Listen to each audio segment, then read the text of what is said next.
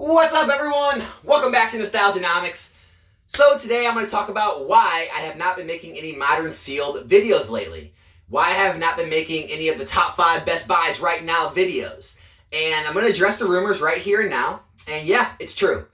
I have dumped all of my modern sealed product. I no longer hold any. I no longer have any ambition to buy any more in the future. No, come on. That's a lie. That's a lie. I can't even say it with a straight face. No, the real reason is there's no urgency right now on the market. Okay? So the market's changed. It's shifted, right? There's no longer that reason to see a Walmart restock and go run to the shelves and throw it all in your cart and run home with it and then scalp it on eBay, right? There's no reason to stock up on pre-orders because when that set's released, there might not be enough and the prices are going to go to the moon because there's just not enough supply to go around. Those days are over, right? We're oversupplied. We have a supply glut right now. You can go find almost any ETB or booster box that's in print, for relatively around market price. And for that reason, I could basically just throw a video up about modern sealed product and take any in-print set, booster box, ETB, and say, yeah, go buy it. It's a great price, right? But it really comes down to, what's the best way to use your money in the short term? And before, I was saying, it's best to buy modern sealed product early because all these prices are shooting to the moon, 3-6 months out of the gate, and there's none left. And if you want to get it at the best price, right at release was the best price, right? Well, now we're kind of going back to how it was back in XY or early Sun and Moon, okay? Where there's enough product to go around, there's no rush, and it's probably going to sit around those prices for a good year and a half, maybe even 2 years, until they go out of print, go out of rotation, and a lot of that product dries up. And so, like Pokemon Go, for example, right? Yeah, you can go out and get a bunch of Pokemon Go ETBs or cases of ETBs or whatever product you want to get in Pokemon Go. You can put it away right now. You may be sitting on it, and the prices may stay stagnant around the price you paid for the next 3, 6, 9 months, maybe a year, maybe more. And you might look at that as dead money, right? Because you put money there in it, it's sitting on the shelf, it's not moving in price. You really can't sell it because if you did, you'd be taking the fee and then the shipping loss. And so it may not be the best possible place to put your money at this point. Now, it could be the best price, right? I mean, if you come back in a year, maybe the Pokemon Go ETBs are, $48, $50 instead of the low 40s, right? Or maybe they're in the low 50s. I don't know. The point is that there could be better places to put your money. So I don't want to make these videos showing, sealed product that's, 30 or 35 in ETB or booster boxes that are, $90 a booster box and advocate that these are good buys because they are good buys based on the price points, but the time frames of letting them sit there when you probably could pick up a lot of this stuff in a year or year and a half for the same exact price, it may not be the best thing to put out there. And so I'm going to talk about something else here. It's going to be a little controversial for me, right, on this channel, but Slabs, single cards, grading, that might be, the best place to put your money in this specific market, in this specific time. Let me tell you what I'm talking about, okay? Because of the way the market's optimized right now on how auctions and fixed price listings are, so because there isn't as much demand, because people are holding on to a little more of their money, they're kind of letting things level and fall, a lot of the auctions are not doing well in cards because there's not enough eyes, there's not enough demand, there's not enough willingness to pay that amount of money at that auction at that exact time. And so there are a lot of cards, singles, raw, or slabs that sell far under the market price. So what I'm talking about is, take a slab here. Let's take a PSA 10 Shining Legends Mewtwo Secret Rare, right? So let's say this slab is listed, I think it's listed in the low 400s. I think it's like $425 a slab, okay, a PSA 10. All right, so let's say that is listed at $425, all right, but someone throws it at a 7-day auction, right? That 7-day auction a lot of the times is going to end in the high threes, like maybe $375, okay?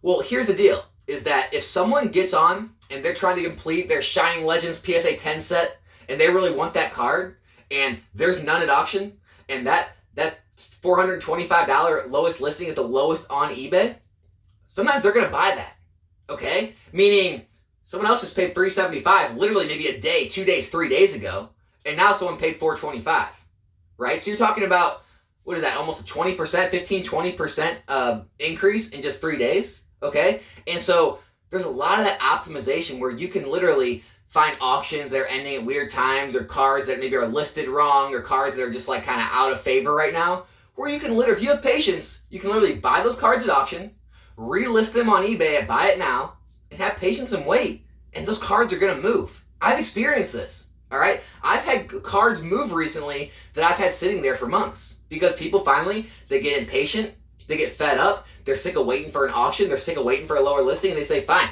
I'll just pay it.